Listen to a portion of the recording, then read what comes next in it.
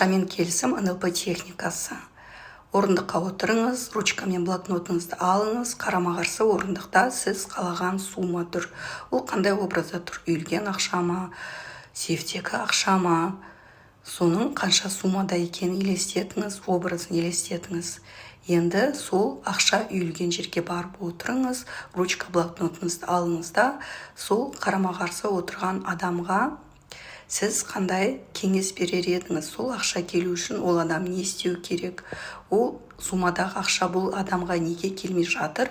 Соның бәрін тоқтамай жазасыз. Жазып болғаннан кейін қайтып өз орныңызға келесіз де сол келісімді оқыңыз.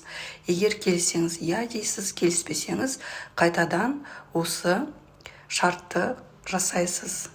Сіз иә дегенше осыны бірнеше рет қайталау арқылы өзіңіздің түпкі санадағы ақшаға қандай блоктарыңыз бар, соны табасыз.